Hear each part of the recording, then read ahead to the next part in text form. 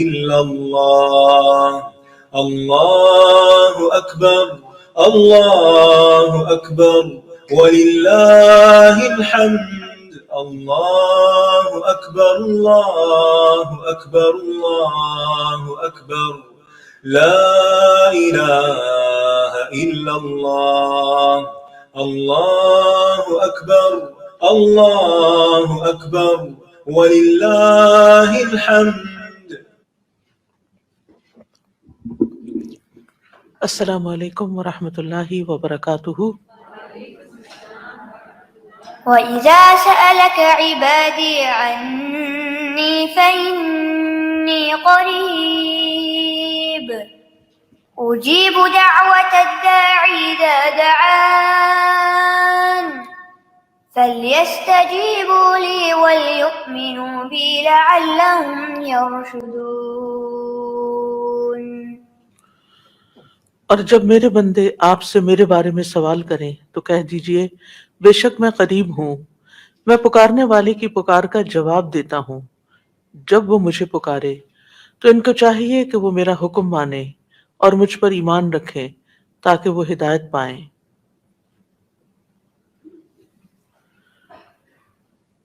فاستغفروه ثم توبوا إليه إن ربي قريب مجيب. کل ہم نے درود شریف کے بارے میں پڑھا تھا.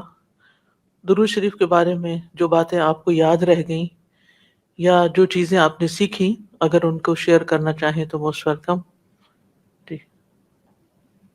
استاذہ جیسے 10ویں پڑھ کے اللہ سبحانہ تعالیٰ کے بارے میں ایک بالکل نئے سرے سے ایک ریجووینیٹ ہو گئی بات. اسی طرح درود کے بارے میں باقی ہم ایسے ہی پڑھ لیتے تو ایک آئی تھنک ایک اویئرنیس کے ساتھ، ایک دل کے احساس کے ساتھ کہ نبی صلی اللہ علیہ وسلم کے واقعی جو احسانات ہیں ان کو یاد کرتے ہوئے انسان ادنا سی کوشش کرے کہ ایٹ لیسٹ ہم درود و سلام پھیر کے اس کی چیز کو ادا کرنے کی کوشش کریں. بالکل. جی ہمارا السلام علیکم.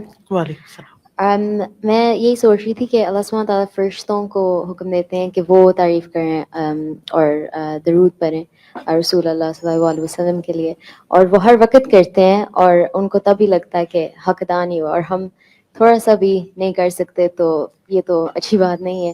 تو اس لیے ہمیں جتنا ہو سکے زیادہ کرنا چاہیے، کیونکہ ہم کبھی فلی حق ادا نہیں کر سکتے ان چیزوں کا جو انہوں نے ہمارے لیے کی، لیکن تھوڑا بہت تو کر سکتے ہیں انشاءاللہ. انشاءاللہ. جزاک اللہ.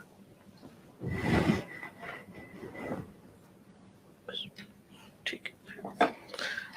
سازی جی کل درود پڑھ کے نبی صلی اللہ علیہ وسلم کا اب ہم سب کے لیے رحیم اور شفیق ہونے کا اتنا گہرا احساس ہوا، اور ہر پڑھتے وقت ایک خاص محبت فیل ہوئی. اور یہ کہ مجھے یہ نہیں پتہ تھا کہ درود فارسی کا لفظ ہے، اصل عربی میں صلات ہے جس میں رحمت، جس کے معنی میں برکت اور دعا سب شامل ہے. یہ بہت ایک نیا پہلو لگا. جزاک اللہ. السلام علیکم.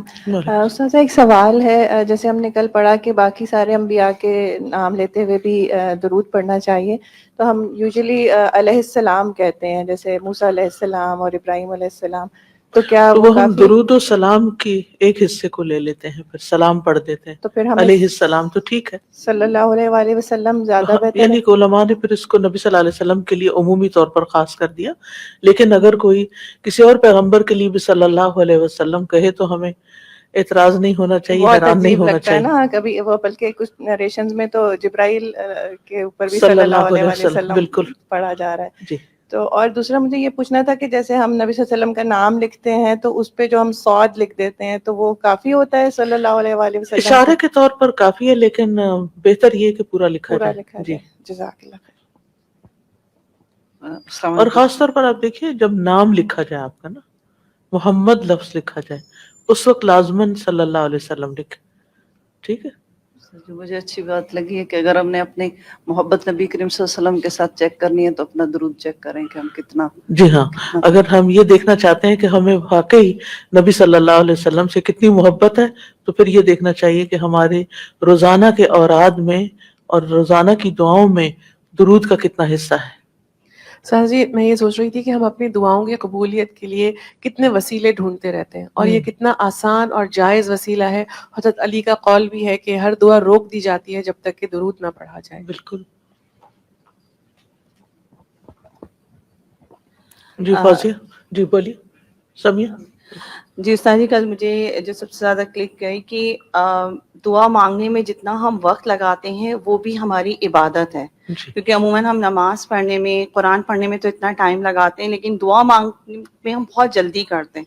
تو اگر ہم وہ ٹائم یہ سوچ کے کہ ہم عبادت کر رہے ہیں تو وہ بھی ہمارا اس میں کاؤنٹ ہوگا. بالکل. اور ایک چیز استاد جی کہ جب ہم درود پڑھتے ہیں تو آمین جو ہے وہ کہنا چاہیے یا نہیں؟ کیونکہ بعضوں کو درود پڑھنے کے بعد آمین کہتے ہیں. نہیں، کوئی ایسی چیز تو نہیں آئی. ویسے بھی عمومی طور پر ہم ہر دعا کے بعد آمین کہتے ہیں، تو اس طرح کہہ دیں تو کوئی بات نہیں، لیکن اس کو اس کا حصہ نہ بنائیں. جیسے سورۃ فاتحہ کے بعد آمین کہتے ہیں لازمی طور پر. السلام علیکم استاذہ. وعلیکم پہلے السلام. آپ نے جو بتایا تھا آپ صلی اللہ علیہ وسلم کے احسانات، تو ہم نے کبھی اس پر غور ہی نہیں کیا. اتنی اس میں ایک خاص مجھ کو یہی ابراہیم علیہ السلام نے جیسے کہا، پھر عیسیٰ علیہ السلام نے کہا، اور پھر آپ نے ہاتھ اٹھا کر امتیوں کے لیے دعا کی، تو اس کی محبت کا ہم قدر ہی نہیں کرتے. بالکل.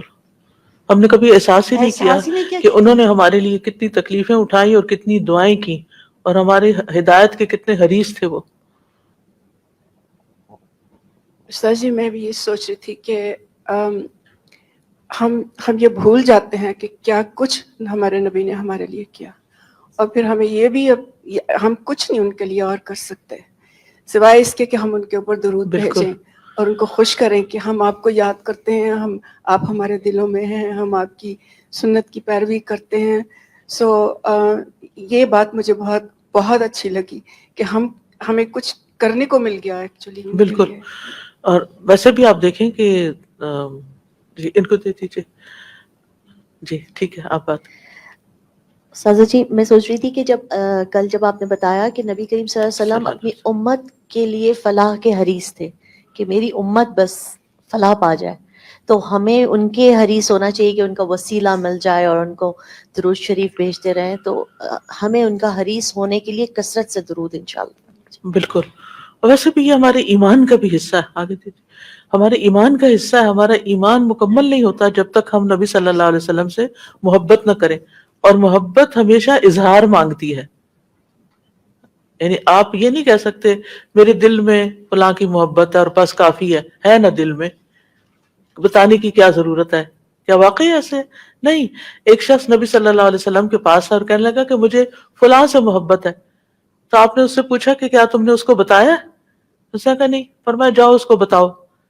تو اگر آپ کو کسی انسان سے محبت ہے، اپنے بچوں سے محبت ہے، پیرنٹ سے محبت ہے، تو اس کا اظہار کرنا چاہیے کسی طریقے سے، چاہے زبان حال سے یا زبان قال سے. قال کا مطلب ہوتا ہے کہہ کے، اور حال کا مطلب ہوتا ہے کہ اپنے جسچر، اپنے ایکشن، اپنے عمل، اپنے معاملے، اپنے رویے کے ساتھ کہ ظاہر ہو وہ محبت. تو اگر ہمیں نبی صلی اللہ علیہ وسلم سے محبت ہے تو پھر وہ کس چیز سے ظاہر ہو رہی ہے؟ نہ ہم سنت کی پیروی کریں، نہ ہم درود شریف پڑھیں، نہ ان کے طریقے پسند کریں، اس کے مقابلے میں ہم دوسروں کے ایٹیکیٹس اور ان کے دیے ہوئے مینرز اور ان چیزوں کو زیادہ امپورٹنس دیں، اور ہم کسی اور کلچر کی کو ڈپکٹ کریں، تو پھر محبت تو اسی کلچر سے ہے نا جس کا ہم اظہار کر رہے ہیں اپنے عمل سے. تو نبی صلی اللہ علیہ وسلم سے اگر محبت ہے تو پھر سنت کی پیروی بھی کرنی ہوگی اور درود بھی پڑھنا ہوگا. جی. السلام علیکم استاذہ. وعلیکم السلام. میں یہ سوچ رہی تھی کل درود جب پڑھا تو دل کے اندر جو کیفیت تھی جو پہلے پڑھتے تھے، اور اب جب کل بار بار یاد آ رہا تھا آپ کا لیکچر اور بار بار پڑھ رہی تھی، تو یہی ایک دل کے اندر جذب اور کیفیت آپ سے محبت جو آ رہی تھی، اس کے ساتھ ساتھ میں یہ سوچ رہی تھی کہ اللہ تعالیٰ کا ہمارے اوپر کتنا بڑا احسان ہے کہ اللہ تعالیٰ جو کام خود کرتے ہیں اور وہ فرشتوں کو کرنے کو کہتے ہیں، اور اس کے اندر ہمیں بھی اللہ تعالیٰ نے حکم دیا کہ تم بھی ایڈ ہو جاؤ، تم بھی شامل ہو جاؤ اس کے اندر.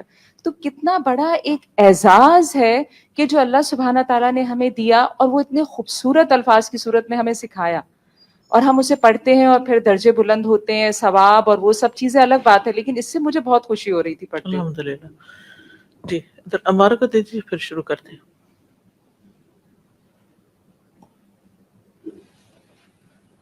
میں ایک اور بات سوچ رہی تھی، کل بھی اس پہ بہت غور کر رہی تھی کہ بہت ضروری ہے کہ ہم سب سیرہ کو اسٹڈی کریں اور سنہ کو بھی اسٹڈی کیا کریں اور امپلیمنٹ کیا کریں جو بھی ہم کر سکتے ہیں اپنے حالات کے مطابق، کیونکہ یہ کر کے ہم زیادہ قریب ہو سکتے ہیں، سنہ کے قریب ہو کے ہم رسول اللہ صلی اللہ علیہ وسلم کے قریب ہو سکتے ہیں، اور تبھی ہم دین کا کوئی بہترین کام کر سکتے ہیں.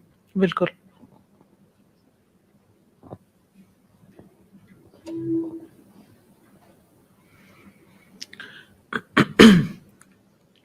نحمده ونصلي على رسوله الكريم، اما بعد فاعوذ بالله من الشيطان الرجيم، بسم الله الرحمن الرحيم، رب اشرح لي صدري ويسر لي امري واحلل عقدة من لساني يفقهوا قولي.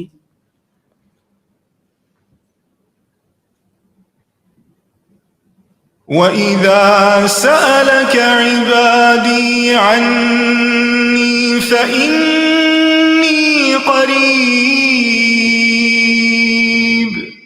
أُجِيبُ دَعْوَةَ الدَّاعِ إِذَا دَعَانِ فَلْيَسْتَجِيبُوا لِي وَلْيُؤْمِنُوا بِي لَعَلَّهُمْ يَرْشُدُونَ.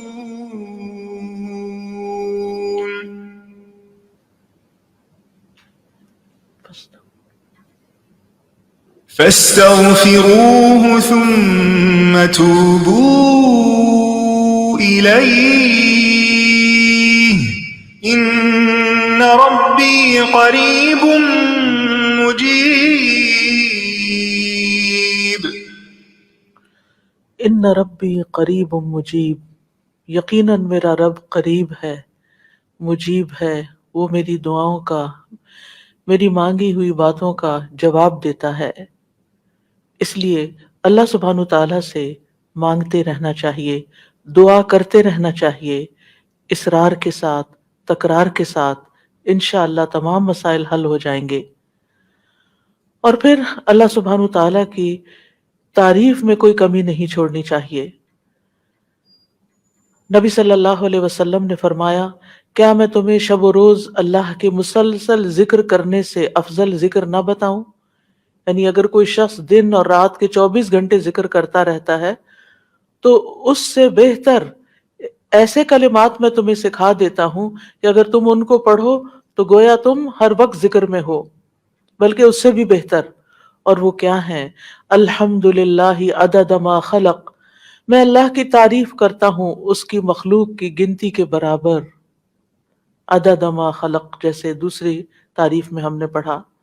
الحمدللہ ملء ما خلق، میں اللہ کی تعریف کرتا ہوں جس سے اس کی مخلوقات بھر جائیں. الحمدللہ عدد ما فی السماوات وما فی الارض، میں اللہ کی تعریف کرتا ہوں ان چیزوں کی گنتی کے برابر جو آسمانوں اور زمین میں ہیں.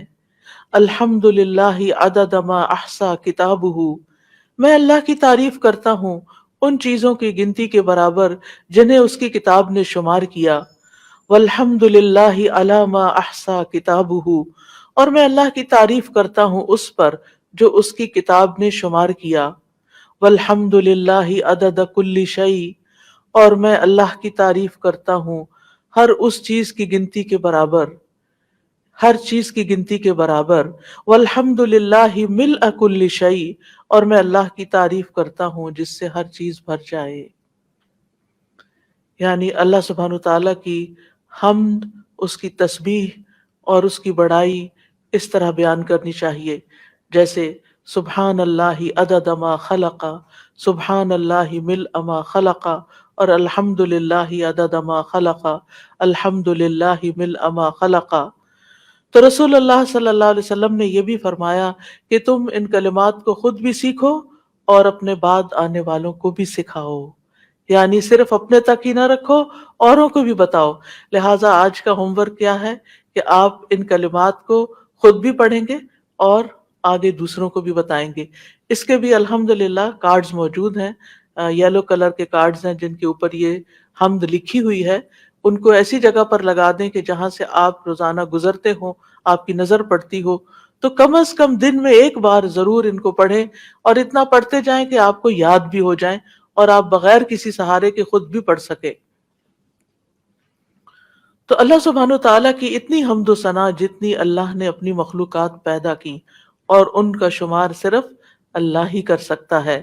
اور اسی طرح الحمدللہ ملء ما خلق، یعنی جتنی جگہ ہیں اور جسم والی مخلوقات ہیں، ان سب یعنی جن سے پیمانے ناپے جاتے ہیں، ان سب چیزوں کو اللہ کی تعریف سے بھر دیا جائے۔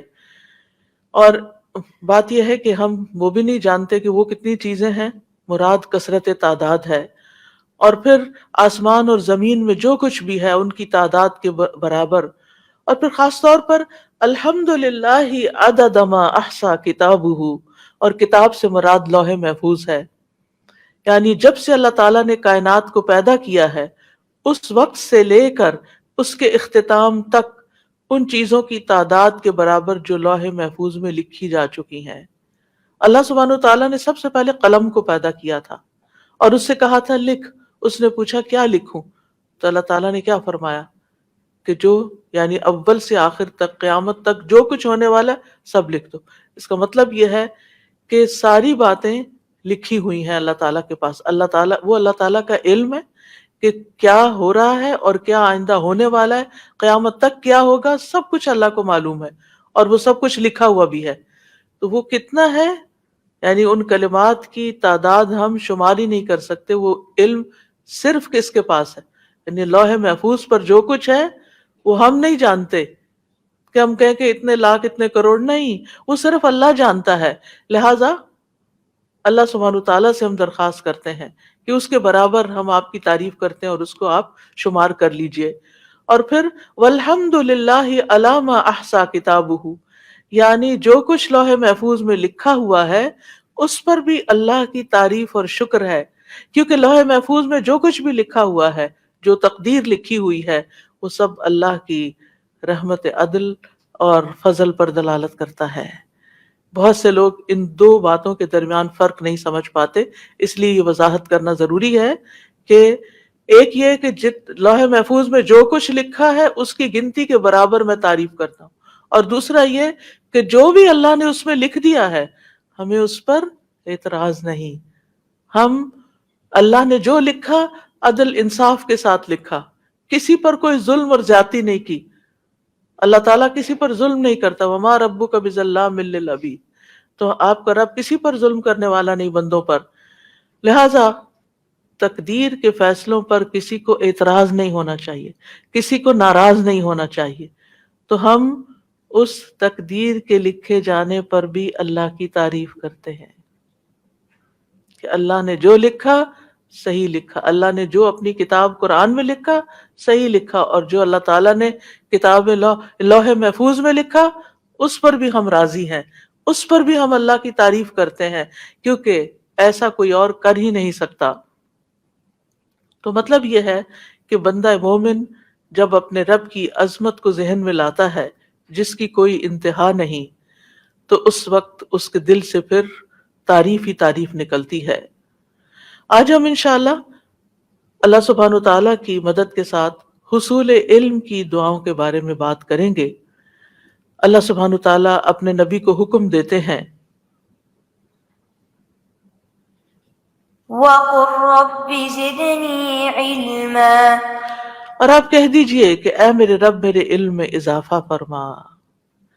سوال یہ پیدا ہوتا ہے کہ اللہ تعالیٰ نے نبی صلی اللہ علیہ وسلم کو علم میں ہی اضافے کے لیے دعا مانگنے کو کیوں کہا؟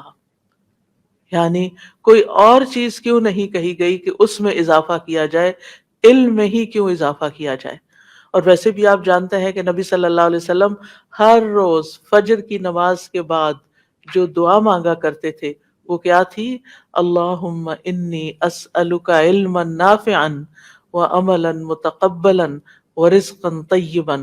اس سے یہ پتہ چلتا ہے کہ ہر مسلمان کے ڈیلی 3 گولز ہیں، اور یہ ڈیلی کرنے والے کام ہیں، ان میں کوئی سمر بریک نہیں ہے، ان میں کوئی ونٹر بریک نہیں ہے، ان میں کوئی ویکینڈ نہیں ہے، ان میں کوئی اسپرنگ بریک نہیں ہے، نو بریک، ایوری ڈے، روزانہ، ہر روز، علم نافعن، یہ وہ چیز ہے کہ جس کے بغیر ہم رہ نہیں سکتے، جیسے روز رزقن طیبن چاہیے ہوتا ہے۔ اللہ ہمیں پاکیزہ رزق عطا فرما۔ روز بھوک لگتی ہے، روز کھاتے ہیں، اور ہارڈلی کوئی فجر کی نماز سے پہلے ناشتہ کرتا ہوگا۔ پہلے ہم نماز پڑھتے ہیں اور اس میں ہم علم کی دعا کرتے ہیں اور رزق کی دعا کرتے ہیں، پھر رزق کی طرف جاتے ہیں۔ اور تیسرا ہمارا ڈیلی گول کیا ہونا چاہیے کہ اللہ آج کا دن دیا ہے، اچھے اچھے کاموں کی توفیق عطا فرما، ان نیک اعمال کی توفیق دے۔ ایک اور روایت میں عملا صالحا بھی آتا ہے، صالحا متقبلا، یعنی ایسا نیک عمل کریں کہ جو تیری بارگاہ میں قبول ہو جائے۔ کرنے کا کام کیا ہے آپ کے، ایک سٹیکی نوٹ لیں، اس پر یہ دعا لکھیں، اور جہاں آپ فجر کی نماز پڑھتے ہیں یا نمازیں پڑھتے ہیں وہاں ساتھ دیوار پر لگا لیں۔ اگر بھول جائیں، نماز پڑھ کے اٹھ گئے، اچانک نظر پڑی، دوبارہ پڑھ لیں، کیونکہ جن چیزوں کی ہمیں بچپن سے عادت نہیں نا، ان کو اس ایج میں عادت ڈالنا بھی ایک کام ہوتا ہے۔ تو آپ سوچئے کہ وہ شخص کتنا خوش قسمت ہے کہ جس کو ہر روز علم میں سے حصہ ملتا ہے، اور اس کو طیب رزق ملتا ہے، حلال پاک وسیع رزق ملتا ہے، اور ایسے نیک کاموں کی توفیق ملتی ہے کہ جو قبول بھی ہوتے جا رہے ہیں، عملاً متقبلاً، قبول ہونے والے عمل۔ کیونکہ بہت سے لوگ ایسے ہیں کہ جن کے اعمال شرک اور بدعات سے بھرے ہوئے ہیں، طریقہ ٹھیک نہیں ہے، اور وہ تھک بھی رہے ہیں، کام کر بھی رہے ہیں، لیکن ان کو قبولیت بھی کچھ نہیں، کہیں اخلاص نہیں، کہیں ثواب نہیں۔ ثواب صاد کے ساتھ، ثواب ہوتا ہے درست، یعنی طریقہ درست نہیں، لہٰذا وہ عمل بھی قبول نہیں۔ تو بہت ضروری ہے کہ ہم اللہ تعالیٰ سے ہر روز ایوری ڈے دعا کریں کہ اللہ تعالیٰ یہ 3 چیزیں ہمیں ضرور عطا کر دے، اور صبح صبح مانگ لیں، اس دن خالی نہ جائے اس سے۔ سوچئے کتنے ہی دن ہم نے گزار دیے کہ ہم نے صبح صبح یہ دعا نہیں مانگی، کیونکہ معلوم ہی نہیں، یا پھر امپورٹنس ہی نہیں پتا، اس لیے مانگنے سے رہ گئے۔ اور خوش نصیب ہیں وہ کہ جنہیں ارلی ایج میں پتا چل گیا کہ یہ بھی کرنے کا کام ہے، یہ بھی مانگنے کی چیزیں ہیں، اور پھر نہ صرف یہ کہ وہ مانگتے ہیں بلکہ ان کے حصول کی کوشش بھی کرتے ہیں۔ علم حاصل کرنے کی ایسے ہی کوشش کرتے ہیں جیسے نماز کے بعد اٹھ کے ناشتہ کرنے کی کوشش کرتے ہیں، اور دن بھر کا مینیو پلان کرتے ہیں، آج کیا پکانا ہے، کیا لانا ہے، کیا کھلانا ہے، کیا کرنا ہے، اور اس میں سے بھی بہترین چیز کا انتخاب کرتے ہیں۔ اور خواتین اس لحاظ سے اپنے آپ کو خوش قسمت سمجھیں۔ ظاہر مرد حضرات تو رزق کی تلاش میں گھر سے باہر جائیں گے، تو خواتین پھر رزقاً طیباً اس لیے بھی مانگیں کہ مرد حضرات جو کچھ لائیں حلال لائیں، پاکیزہ لائیں، اور گھر میں جو کچھ آپ تیار کریں وہ ایسا ہو کہ جو گھر والوں کی صحت اور عافیت کا ذریعہ بنے، رزقاً طیباً، اور وہ بھی آپ کی عبادت لکھی گئی۔ جیسے علم کا حاصل کرنا عبادت ہے، علم کا سیکھنا سکھانا عبادت ہے، اور پھر یہاں پر صرف علم نہیں مانگا گیا، اللہم انی اسألک علما نافعا، کہ اللہ نفع مند علم عطا کر۔ نفع مند یعنی جو اپنی ذات میں فائدہ مند ہے، یعنی وہ ہے ہی نفع مند، کیونکہ علم کچھ نفع مند ہوتے ہیں، کچھ نقصان دہ ہوتے ہیں، اور کچھ نہ نفع دیتے ہیں نہ نقصان دیتے ہیں۔ 3 طرح کے علم ہوتے ہیں۔ تو وہ علم جو فائدہ دے انسان کو، اپنی ذات میں بھی فائدہ مند ہو، یعنی اس کا سیکھنا بھی انجوائبل ہو، اور پھر اس سے میں خود بھی فائدہ اٹھاؤں، نافع ہو، مجھے بھی نفع دے، اور پھر جب وہ میرے اندر آ جائے تو میں اس علم سے دوسروں کو بھی نفع پہنچاؤں۔ نافعن یعنی فاعل کے وزن پر نفع دینے والا، فائدہ دینے والا، وہ علم جو مجھے بھی فائدہ دے اور وہ علم جو دوسروں کو بھی فائدہ دے۔ اے اللہ مجھے ایسے علم میں مشغول کر دے۔ اور جو شخص یہ مانگتا ہے پھر اللہ اور اس کے ساتھ ربی زدنی علما مانگتا ہے تو اللہ سبحانہ وتعالیٰ اس کے علم میں اضافہ کرتے چلے جاتے ہیں۔ اور یہ چیزیں ایک نبی صلی اللہ علیہ وسلم کو حکم دیا گیا جو قرآن کی دعا ہے، اور دوسری طرف آپ صلی اللہ علیہ وسلم نے خود اپنے لیے first thing in the morning فجر کی نماز کے بعد مانگی، جو کہ ہم سب کو آپ کی پیروی میں، آپ کی سنت کو فالو کرتے ہوئے مانگنی چاہیے۔ اور اس کے ساتھ ساتھ تیسری طرح کا علم جو علم یعنی دوسری طرح کا علم جو علم ظاہر ہے، جیسے جادو وغیرہ کا سیکھنا اور ایسے علوم سیکھنا جس سے لوگوں کو نقصان پہنچے، تو ان سے پناہ مانگنی چاہیے. کیونکہ ہوتا یہ ہے کہ بعض لوگ اپنی طبیعت کی خرابی یعنی خباثت کہنا چاہیے اس کی وجہ سے ایسی چیزوں کا شوق رکھتے ہیں جو دوسروں کو نقصان دیتی. وہ ایسے علم سیکھتے ہیں کہ جس سے انسانیت کی تباہی آتی ہے، جو انسانوں کو بگاڑنے والے ہیں وہ علم سیکھتے ہیں اور پھر اس میں کام بھی کرتے ہیں. آج کل آپ دیکھیں کہ ہر پیرنٹ جو ہے وہ ویڈیو گیمز جو بچے کھیل رہے ہیں، جو کر رہے ہیں، ان کے بارے میں پریشان ہے کہ یہ ان کے دماغوں کو خراب کر رہے ہیں، یہ ان کو بیکار کر رہے ہیں، ان کو اس کی ایڈکشن ہوتی چلی جا رہی. یعنی میں نہیں سمجھتی کہ کوئی بھی ماں باپ ایسے ہوں گے کہ جو بچوں کے اس قدر شوق سے جو ان کو ان گیمز کے اندر ہے اس پہ راضی ہوں گے اور وہ کہتے ہوں گے کہ ہاں یہ ہمارے بچے کتنے ماہر ہیں اور بہت اچھے کام کر رہے ہیں. وہ بچوں کے ہاتھوں مجبور ہو کر ان کو یہ سب چیزیں پرووائڈ کر دیتے ہیں، لیکن ساتھ دل میں ریگریٹس بھی ہوتی ہیں اور پریشانیاں بھی ہوتی ہیں. لیکن پھر افسوس یہ کہ یہی بچے جب بڑے ہوتے ہیں تو انہیں یہی گیمز بنانے کے علوم سیکھنے کے لیے ہم پیسے بھی دے دیتے ہیں، ان کی فیس بھی بھر دیتے ہیں، جاؤ سیکھو، کیونکہ آج کل یہ بزنس بہت ان ہے، اس کی جابز بہت زیادہ ہیں، کیونکہ ہر شخص بڑے سے لے کے چھوٹے تک کھیل میں لگا ہوا ہے، کھیل کود ہی پسند ہے. پہلے تو کودتے تھے پھر بھی کچھ ایکسرسائز ہو جاتی تھی، اب تو محض کھیل ہی کھیل ہے، عیاشی ہے، ذہنی ایڈکشن ہے، ایک نشہ ہے کہ جس میں ہم اپنا وقت اور پیسہ برباد کر رہے ہیں، اور پھر اپنے بچوں کو وہ تعلیم دیتے ہیں کہ جس کے بعد وہ ایسی گیمز بنائیں کہ جس کے نتیجے میں بچے نہ صرف یہ کہ وقت ضائع کریں بلکہ اس کے ساتھ ساتھ آپ ان کے سب خرابیاں اگر آپ دیکھیں جو ان کے ساتھ آ رہی ہیں کہ جس طرح ذہنی طور پر بچوں کو معوف کر رہی ہیں یہ چیزیں، اور جس طرح پھر یہ آگے جن گیمز کے اندر قتل و غارت بہت زیادہ ہے، اس میں انسان کے خون کی کوئی ویلیو نہیں ہے اور قتل و غارت ایک کھیل اور فن سمجھ کے کیا جا رہا ہے، اور اسی طرح کی دیگر چیزیں، اور کچھ نہیں. اگر ان کا کوئی اور نقصان نہیں بتائیں تو مجھے بہت حیرت ہوتی ہے اور اس انسان پر کہ جو وقت پاس کرنے کے لیے گیم کھیل رہا ہوتا ہے اپنے موبائل کے اوپر.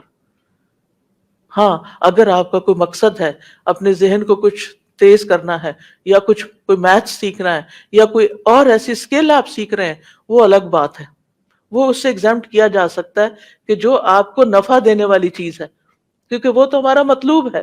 لیکن وہ چیزیں جو نقصان دے رہی ہیں وہ ہم سیکھ بھی رہے ہیں، سکھا بھی رہے ہیں اور اس پر مال بھی لگا رہے ہیں، ہم کہاں کھڑے؟ کیا ہم اس سے جو ارننگ ہماری ہے پھر وہ رزقاً طیباً ہوگا؟ اور تیسری طرح کا وہ علم کہ جس میں نہ فائدہ ہے نہ نقصان ہے، وہ بھی ایک طرح سے وقت کا ضیاع ہے، ٹائم پاس کرنا ہے. کچھ لوگ ایسے سبجیکٹس لے لیتے ہیں جو just for the sake of learning, بس ڈگری لینی ہے، سیکھنا سکھانا اس میں سے کچھ نہیں، بھاری فیسیں دیتے ہیں بچے، دن رات ویکینڈز پہ نائٹس کو جابز کرتے ہیں کہ یونیورسٹی کی فیس دینی ہے. لیکن پوچھو کیا پڑھ رہے ہیں اور کیا کیا سبجیکٹس پڑھ رہے ہیں؟ بعض ان میں سے ایمان گنوانے والے اور بعض ان میں سے کسی کام کے نہیں، وہ صرف فیلنگ ہے کہ ڈگری کی ریکوائرمنٹ ہے، حاصل کچھ نہیں. تو آپ سوچئے کہ ہمیں کس قدر اس دعا کی ضرورت ہے کہ اللہ سبحانہ وتعالی ہمیں علم نافع عطا فرمائے. علم جو ہے یہ جہل کا اپوزٹ ہے، اور علم کا مطلب ہوتا ہے کسی چیز کو اس کی اصل حقیقت پر ٹھوس طریقے سے معلوم کرنے، سالڈ وے میں. اور علم جو ہے وہ 3 طرح کے ہیں، نافع، ضار اور تیسرا نہ نافع نہ ضار. اور پھر آپ دیکھیے کہ جو علم نافع ہیں ان میں سب سے پہلے دینی اور شرعی علم آتے ہیں جن کا سیکھنا فرض عین ہے، جن کے بارے میں نبی صلی اللہ علیہ وسلم نے فرمایا طلب العلم فریضۃ علی کل مسلم. علم طلب کرنا ہر مسلمان پر فرض ہے. ہر مسلمان پر کون سا علم حاصل کرنا فرض ہے؟ جس سے وہ اپنا ایمان بچا سکے، جس سے وہ اپنی آخرت میں کامیابی حاصل کر سکے. یہ علم سب سے افضل علم ہے. اسی لیے نبی صلی اللہ علیہ وسلم نے فرمایا خیرکم من تعلم القرآن وعلمہ، تم میں سے بہترین وہ ہے جو قرآن سیکھے اور اس کو سکھائے. یعنی یا سیکھنے والے بن جاؤ یا سکھانے والے بن جاؤ، دونوں ہی بہترین کام کر رہے ہیں. دوسری طرح کا علم دنیاوی علم ہے، اور اس میں بھی نفع مند علوم موجود ہیں جو زندگی گزارنے کے لیے انسان کے بہت ضروری ہیں، جیسے طب ہے، میڈیسن ہے، تجارت ہے، بزنس ہے، زراعت ہے، صنعت ہے، اسکلز ہیں مختلف طرح کی جو انسان کی زندگی کو گزارنے کے لیے فائدہ مند ہے. اصل کپڑے کیسے بنائے جاتے ہیں، گھروں کی کنسٹرکشن کیسے ہوتی ہے، گاڑیاں کیسے بنتی ہیں، یہ سارے علم نافع ہیں کیونکہ یہ انسان کی ضروریات پوری کر رہے ہیں. اور یہ علم جو ہے اس کا سیکھنا مسلمان پر فرض کفایہ ہے. اگر کچھ لوگ سیکھ رہے ہیں تو باقیوں کا بھی فرض ادا ہو جائے گا. لیکن اگر مسلمانوں میں سے کوئی بھی جدید دور کے علوم جو انسانیت کے لیے فائدہ مند ہے وہ سیکھ نہیں رہے تو پھر ساری امت گناہگار ہوگی. کیونکہ جب انسان دنیا کے علوم نہیں سیکھتا تو پھر کیا ہوتا ہے، وہ پیچھے رہ جاتا ہے. اور جب آپ پیچھے رہ جاتے ہیں تو آپ پر ذلت اور محتاجی مسلط کر دی جاتی ہے. پھر فیصلے آپ کے ہاتھ میں نہیں رہتے، فیصلہ وہی کرتا ہے جو علم کی پاور رکھتا ہے، جس کے پاس علم ہوتا ہے. ہم دیکھتے ہیں کہ انبیاء علیہ السلام کو بھی اللہ تعالیٰ نے مختلف سکلز سکھائی تھیں. جیسے داؤد علیہ السلام کو لوہے کی صنعت کا علم سکھایا گیا تھا. قرآن مجید میں آتا ہے وَأَلَنَّا لَهُ الْحَدِيدِ کہ ہم نے اس کے لیے لوہے کو نرم کر دیا تھا اور اس سے کہا کہ کشادہ زرہیں بناؤ اور اندازے کے مطابق اس کی کڑیاں جوڑو اے آل داؤد نیک عمل کرو. یعنی صرف کام نہیں بلکہ نیک اعمال بھی، اور جو کچھ تم کر رہے ہو بلا شبہ میں اسے خوب دیکھ رہا ہوں. اور داؤد علیہ السلام کی عبادت کا بھی حال آپ کو معلوم ہے کہ کس طرح وہ عبادت کرتے تھے، کس طرح وہ روزے رکھتے تھے، ایک دن روزہ رکھتے تھے ایک دن نہیں، اس کے باوجود کام کرتے تھے، لوہے سے زرہیں بناتے تھے، لوہے کا فن جانتے تھے. ہم روزہ رکھ لیں تو پھر سوچتے ہیں کہ اب اور کوئی کام نہیں ہو سکتا بس کیونکہ ہم روزے سے ہیں. داؤد علیہ السلام راتوں کو جاگتے تھے، رات کا ایک تہائی حصہ جاگتے، پھر سوتے، پھر ایک 1/6 پہ جاگتے. تو اس کے باوجود وہ دن میں کام کرتے تھے. اور نہ صرف یہ کہ وہ نبی تھے بلکہ بادشاہ بھی تھے، لوگوں کے فیصلے بھی چکاتے تھے اور ساتھ ساتھ علم بھی حاصل کرتے تھے. تو ہمیں اپنی زندگی کے اندر کچھ اس طرح کی روٹین بنانی چاہیے اور اپنے آپ کو اس طرح تیار کرنا چاہیے کہ دین دنیا کو ساتھ لے کر چل سکیں. یہ نہیں کہ دنیا کی طرف ہوئے تو دین بھول گیا اور دین کی طرف ہوئے تو دنیا بھول گئی. پھر ایسا علم حاصل کرنا چاہیے کہ جس کے حاصل کرنے کی ترغیب بھی دی گئی ہو اور اس کے لیے حرص بھی رکھی جائے. نبی صلی اللہ علیہ وسلم نے فرمایا جس چیز سے تمہیں حقیقی نفع پہنچے اس میں حرص رکھو. احرص علی ما ینفعک، جو چیز فائدہ دیتی ہے دین میں دنیا میں اس کی حرص رکھو. واستعن باللہ، اور اللہ سے مدد مانگو. ولا تعجز، اور مایوس ہو کے نہ بیٹھ جاؤ، عاجز ہو کے نہ بیٹھ جاؤ میں نہیں کر سکتا، I can't do it. ہمت نہیں ہارو، محنت کرو، آگے بڑھو. پھر آپ دیکھیے کہ سب سے ضروری علم جس کا سیکھنا واجب ہے وہ کیا ہے؟ فَاعْلَمْ أَنَّهُ لَا إِلَٰهَ إِلَّا اللَّهُ. علم حاصل کرو، جان لو کہ بے شک اللہ کے سوا کوئی معبود نہیں. سب سے پہلا علم جو انسان کو سیکھنا چاہیے وہ توحید کا علم ہے، اللہ تعالیٰ کے ایک ہونے کا، وحدانیت کا. اس کے بعد عبادات کا علم حاصل کرنا چاہیے کیونکہ اللہ نے ہمیں اپنی عبادت کے لیے پیدا کیا ہے. ہمیں سیکھنا چاہیے کہ ہم وضو کیسے کریں، طہارت کس چیز سے ہوتی ہے، کس چیز سے طہارت ختم ہو جاتی ہے، تیمم کیسے کرتے ہیں، بیمار ہو جائیں تو نماز کیسے پڑھتے ہیں. یہ سب چیزیں سیکھنے سے تعلق رکھتی. یہ نہیں کہ جس وقت بیمار ہوئے تو پھر آپ کسی کو فون کریں کہ مجھے بتائیں تیمم کیسے کرتے ہیں اور تیمم کی مٹی میں کہاں سے لاؤں. یہ سب چیزیں ہر گھر میں پہلے سے ہی ہونی چاہیے کیونکہ بیماری کا تو کوئی پتہ نہیں، گھر کے کسی بھی انسان کو کسی وقت کچھ بھی ہو سکتا ہے. تو کیا نماز چھوڑ دی جائے گی؟ افسوس یہ کہ بعض لوگ لا علمی اور جہالت کی وجہ سے کئی دن کی نمازیں چھوڑ بیٹھتے ہیں، حالانکہ نماز تو ایک وقت کی بھی معاف نہیں ہے. کیسے چھوڑ دی؟ کیسے دل مانا کہ نماز چھوڑ دی جائے؟ اگر جسم میں سخت نہ بھی ہو، ہل بھی نہ سکتے ہو اور کچھ بھی نہ کر سکتے ہو، تب بھی جب وقت آ جائے تو زبان ہلتی ہو تو نماز پڑھ لیں، اور اگر زبان بھی نہیں ہلتی تو دل میں پڑھ لیں، لیکن نماز نہیں چھوڑی جا سکتی. جی، تیمم پیکس بھی الحمدللہ علیحدہ اسٹال پر موجود ہیں. ہر گھر کے اندر وہ پیک ہونا چاہیے. احتیاطی طور پر جیسے اور چیزیں رکھی ہوتی ہیں وہ موجود ہونا چاہیے تاکہ اگر کسی وقت بھی کوئی ایسی کیفیت ہے کہ پانی سے نقصان ہو رہا ہے یا اٹھ کے وضو کرنے کی ہمت طاقت نہیں تو انسان تیمم کر لے. پھر اسی طرح یہ کہ نماز کیسے پڑھیں. حی علی الصلاۃ کورس جو ہے وہ آپ میں سے ہر ایک کو کرنا چاہیے کہ نماز کے سارے سٹیپس پتہ ہوں. پھر یہ کہ نماز میں خشوع کیسے لائیں. پھر دیگر عبادات، آج کل رمضان ہے تو روزے کیا یعنی کس چیز سے روزہ بریک ہوتا ہے اور کس چیز سے وہ مکروہ ہو جاتا ہے، روزے سے متعلق جتنے بھی احکامات ہیں. پھر اعتکاف ہے، پھر اس کے بعد عید آ رہی ہے، عید کیسے منائیں، یہ ساری چیزیں سیکھنے سے تعلق رکھتی ہیں. پھر اسی طرح یہ تو ضروری علم ہے جن کے بغیر گزارا ہی نہیں. پھر لوگوں سے معاملہ، والدین کے ساتھ کیسا سلوک کریں، شوہر اور بیوی ایک دوسرے کے ساتھ کیسے پیش آئیں، اولاد کی تربیت کیسے کریں، گھرداری کیسے کریں، یہ سب کچھ بھی سیکھنے کا ہے. اس علم کو بھی حاصل کرنا چاہیے. اور پھر آپ دیکھیے کہ اس درجے کا سیکھے کہ کوئی الجھن اور شک باقی نہ رہے. آج میں اگر پوچھوں کہ سجدہ صاحب کب کیا جاتا ہے تو بہت سے لوگ شک کا شکار ہوں گے، پتہ نہیں اس چیز پہ سجدہ صاحب ہے یا نہیں. اور کیا ہم نماز میں بھولتے نہیں ہیں؟ ہم سب بھول جاتے ہیں کچھ نہ کچھ. تو جب سجدہ صاحب ہی نہیں کرنا آیا تو ہم نے تو نماز ناقص کر دی اپنی. یہ بھی سیکھنے کی چیز ہے. پھر اسی طرح ہمیں حلال حرام کے بارے میں سیکھنا چاہیے. کیا چیزیں اللہ نے ہمارے لیے حلال کی ہیں، کیا چیزیں ہمارے لیے حرام ہیں، ہم کیا کر سکتے ہیں کیا نہیں. اور وہ صرف کھانے پینے کی حد تک نہیں کہ یہ میٹ کون سا جھٹکے کا ہے یا ذبح ہے، ذبیحہ ہے یا نان ذبیحہ ہے، اس کے بارے میں ہم صرف سمجھتے ہیں یہی حلال حرام ہے. صرف یہی نہیں ہے، اور بھی چیزیں کچھ حرام ہیں، ان کی تفصیل بھی ہمیں معلوم ہونی چاہیے. اور پھر کن چیزوں سے اللہ تعالیٰ، اور پھر یہ لباس کے معاملے میں ایک مسلمان عورت باہر نکل کر کیا پہن سکتی ہے کیا نہیں پہن سکتی، اس کا بھی ہمیں علم ہونا چاہیے.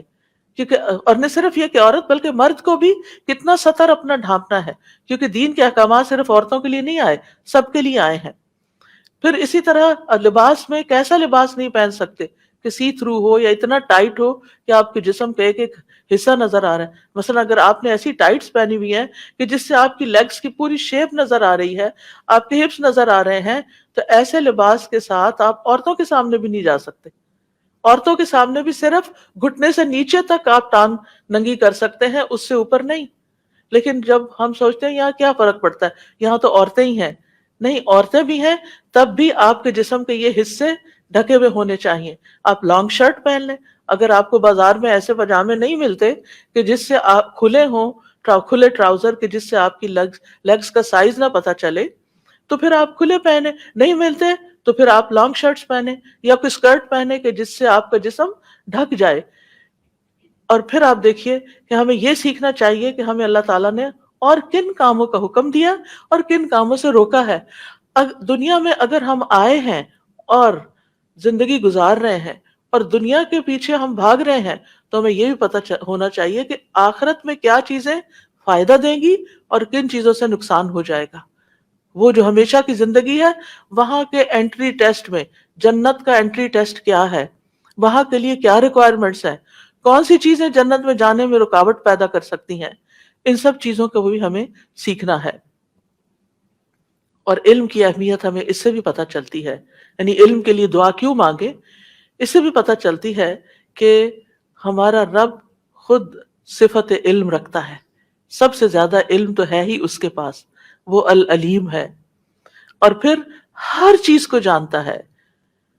الم تعلم ان اللہ یعلم ما فی السماء والارض، کیا تمہیں نہیں معلوم کہ اللہ کو معلوم ہے جو کچھ آسمان میں ہے اور جو زمین میں ہے. اللہ کو سب پتہ ہے. واللہ بکل شیء علیم، اللہ کو ہر چیز کا علم ہے. اور پھر وَأَنَّ اللَّهَ قَدْ أَحَاطَ بِكُلِّ شَيْءٍ عِلْمًا، اور یہ کہ اللہ نے علم سے ہر چیز کا احاطہ کر رکھا ہے، ہر چیز کو علم کے ساتھ گھیر رکھا. کوئی چیز ایسی نہیں ظاہری یا باطنی چھپی ہوئی کہ جس کا اللہ تعالیٰ کو علم نہ ہو. تو یہ اللہ سبحانہ وتعالیٰ کی صفت ہے العلیم. اور پھر آپ دیکھیے کہ سب سے پہلی چیز جو اللہ تعالیٰ نے پیدا کی تھی وہ کیا تھا؟ قلم. اور قلم لکھنے کی چیز ہے، اور قلم سے کیا ہوتا ہے؟ علم حاصل کیا جاتا ہے. علامہ، جیسے قرآن مجید میں آتا ہے نا، پہلی وحی بھی ہماری کیا نازل ہوئی ہمارے لیے؟ اقرأ بسم ربک الذی خلق خلق الانسان من علق اقرأ وربک الاکرم الذی علم بالقلم، وہ جس نے قلم کے ساتھ تعلیم دی. تو لکھنا جو ہے وہ لازمی حصہ ہے. مثلا جو لوگ گھروں پہ سن رہے ہیں یا جو لوگ بعد میں آڈیو سنتے ہیں، وہ جب سننے لگتے ہیں تو اپنی نوٹ بک اور اپنا قلم لے کے بیٹھا کریں، یا جہاں بھی آپ اپنے نوٹس ٹائپ کرتے ہیں تو عمل کی جو ضروری باتیں کرنے کی ہوتی ہیں، تھنگس ٹو ڈو، وہ کم از کم لیکچر میں سے ضرور نوٹ کر لیا کریں تاکہ آپ کا یہ علم محفوظ ہو اور ہم اس پر عمل بھی کر سکیں۔ پھر اسی طرح ہم دیکھتے ہیں کہ اللہ سبحانہ تعالیٰ نے قلم کی قسم بھی کھائی ہے، اور نبی صلی اللہ علیہ وسلم کو اللہ سبحانہ تعالیٰ نے سب سے پہلے جو حکم دیا وہ یہی تھا کہ اپنے رب کے نام سے پڑھو۔ پہلی وحی، اس نے انسان کو ایک جمع و خون سے پیدا کیا، ایمبریولوجی بتا دی ساری، پڑھ اور تیرا رب ہی سب سے زیادہ کرم والا ہے۔ یعنی علم کا حاصل کرنا اور علم کا سکھانا یہ اللہ تعالیٰ کے کرم کی نشانی ہے کہ اس نے ہمیں نہ صرف یہ کہ سکھایا، پیغمبر بھیجے ہمارے لیے اور علم والوں کی فضیلت بیان کی، بلکہ ہمیں اس کی تلقین بھی کی۔ اور اس کے بارے میں بھی آتا ہے الرحمن علم القرآن خلق الانسان علمہ البیان، اس بے حد رحم کرنے والے نے یہ قرآن سکھایا ہے، یعنی اس نے خود قرآن سکھایا ہے، اس نے انسان کو پیدا کیا اور اسے بات کرنا سکھائی، کمیونیکیشن۔ علم کے لیے کیا ضروری ہوتا ہے؟ کمیونیکیشن، بولنا، سننا، سمجھنا۔ تو یہ بھی اللہ سبحانہ وتعالیٰ نے ہمارے لیے آسان کیا۔ اگر انسان علم کے لیے نہ بولتا ہے نہ سیکھتا ہے تو پھر اس میں اور حیوان میں کیا فرق ہے؟ حیوان کی زبان نہیں ہے، اس کا حلق نہیں ہے، اس کے دانت نہیں ہے، گائے بھینس کے ہیں نا، لیکن کیا وہ ہماری طرح بول سکتے؟ وہ ساری چیزیں موجود ہیں لیکن بول نہیں سکتے، صرف بھیں بھیں کی آواز نکال سکتے ہیں۔ ہم کیسے بول لیتے ہیں؟